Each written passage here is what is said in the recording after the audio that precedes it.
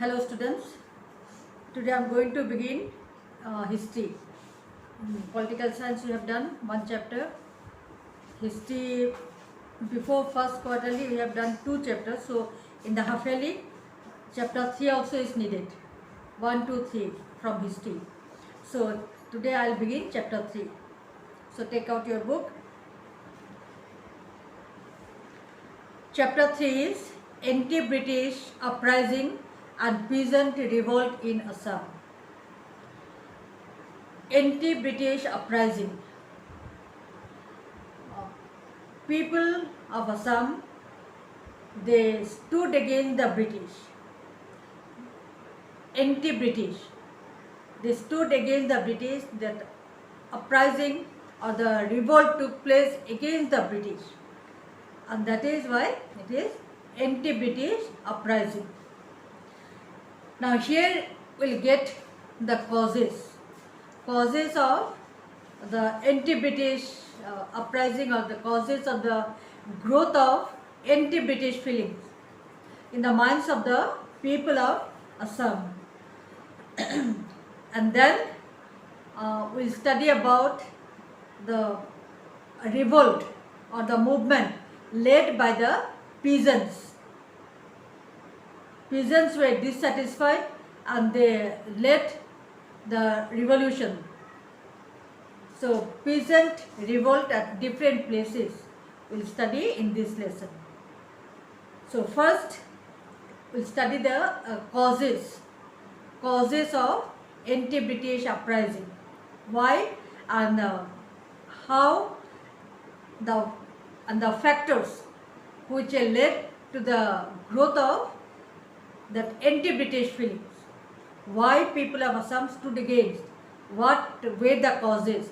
What were the factors that compelled the people of Assam to stand against the British?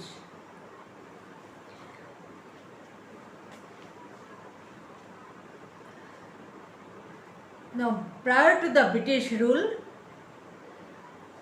payment was done not in cash. The people for their work, they were not paid in cash. Cash money was not introduced in the economy of Assam, a home economy. And people for their work, they used to get the kind. The farmers, they used to get the products, whatever things they produced, some amount they used to get. Some they used to get the landed property for their work. So that way the people used to get their remuneration, that payment not in cash money but in kind. Even tax was paid in kind, not in cash. Farmers, they used to pay the tax, land tax to the jamindars, not in cash money, in kind. Maybe the products, whatever they produce, that product, some amount they used to pay as cash. So there was no use of cash money before the British rule. But when British began to rule, and before that I am telling you that British entered India in 1826 according to the Treaty of Yandabu. Treaty of Yandabu was signed in 1826 in between the Burmese and the English, and then as a result of the Treaty of Yandabu, Assam came under the British rule. So when British began to rule, instead of kind, cash money was introduced. Now, as the cash money was introduced, especially the farmers and even the rest also, they found it very difficult because the farmers, they had no money at their hand. Why? Because whatever they produced, they could not sell it. Why they could not sell? Because all the villages at that time in the Ahom economy, they were self-sufficient. They depended on themselves. So every village used to produce whatever the people of the village wanted. According to their needs, the village used to produce the things. And so there was no buying and selling of the commodities. And anything, if it was needed, whatever one house produced, it was exchanged with the other house or with the other family, and that way they used to satisfy, like barter. So they used to satisfy their needs. So there was no, the cash money was not used at all before the British rule. But as the cash money was introduced, the farmers, they had to pay their tax in cash. So they found it very difficult. They did not have money, and so when time comes to pay the tax, they were in problem, they found it difficult, and as a result, there grew a class of people. That opportunity when the farmers is to pay, when the British introduced the cash money, and the farmers is to pay, their farmers supposed to pay their tax in cash, but they found it difficult. There was a crisis of money. They did not have money at their hand. They found it difficult. That opportunity was taken by a class of people from Rajasthan and Bengal. And they took the opportunity. They began to lend money to those people, the farmers and those who wanted. So they began to lend money. That means money lenders grew in the society. So first cause for the anti-British uprising was introduction of cash money. And because of the introduction of cash money, a new class of people grew up in the society who were called money lenders. And these money lenders, they used to lend money to the people with interest, not simply. They used to pay, they used to give money, they used to lend money in interest. And if the people, those who had taken from those money lenders, they were not able to pay on time, then their property, their landed property, so were seized.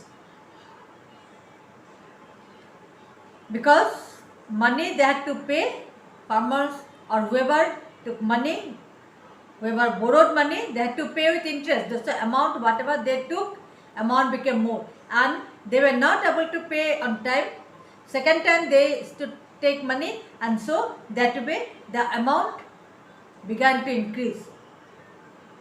And finally, the farmers, they had to give their land to those money lenders. So that way, under the British rule, farmers suffered a lot. The condition of the farmers was very pathetic. Farmers had to live in a pitiable condition. Clear?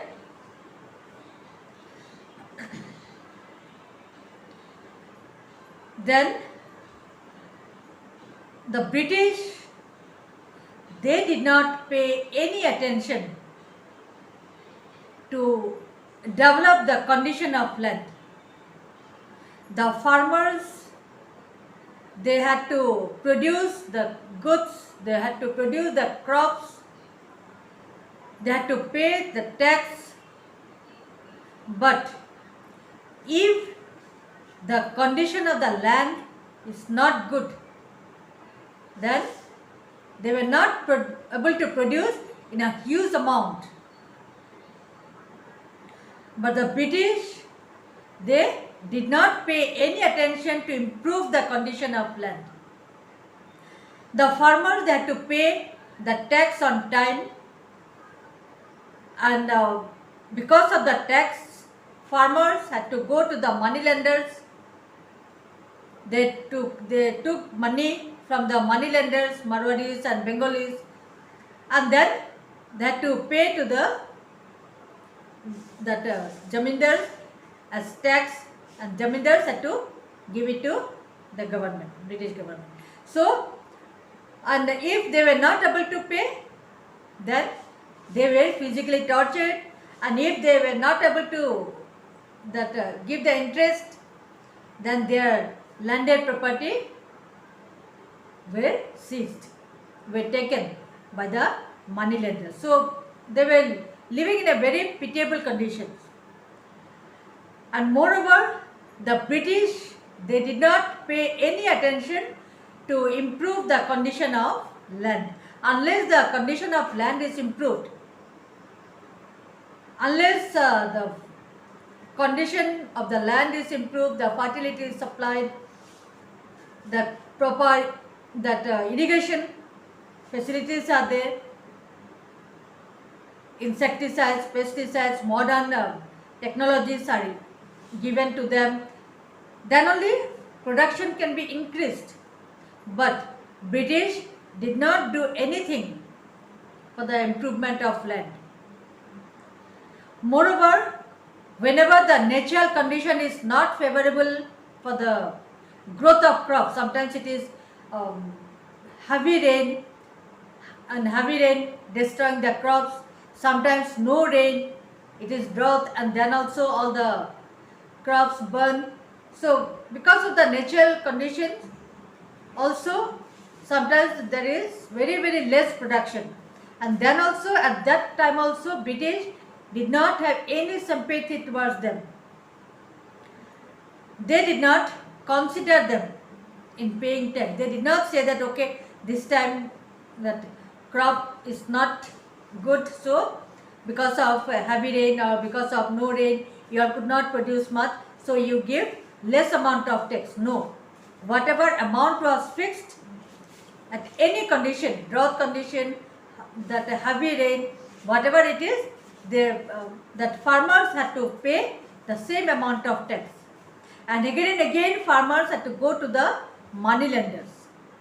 And finally, that farmers, they had to surrender their land and the landed property to the moneylenders. Many times it happened that the farmers, they had to sell their own children to pay tax, or sometimes when the famine broke out, famine means scarcity of food grains. When famine broke out, that time also for a handful of grains, farmers had to sell their children in the slave market or in the open market. They had to sell their children for a handful of grains. So in such a pathetic conditions, the farmers were living under the British rule, and that is why the farmers grew a kind of dissatisfaction, a kind of resentment against the British, and which led to the growth of peasant movement at different places of Assam, like Fulaguri, Patharughat, Rangia, Nalbari, Mangaldo, different places of Assam, this peasant movement broke out. Alright? So, one more point regarding this farmers' dissatisfaction I am explaining. when the British discovered tea in Assam, in the forest of Assam, and they found that tea is very profitable. Tea can be very profitable for them. They can have a business with this tea. And so what they did, the area which were under tea garden and the workers who were employed in the tea gardens, they were made tax free. That means those workers on the landed area of tea garden, they were exempted from tax. They became tax free. No tax were imposed on the tea garden, and no tax had to be paid by the tea garden workers. But when and the big and the vast area, tea garden area, Assam has, isn't it? Now also vast area, tea garden area in Assam we have. So that time also, and many workers, many employees were there in the working in the tea garden. They were all made tax free.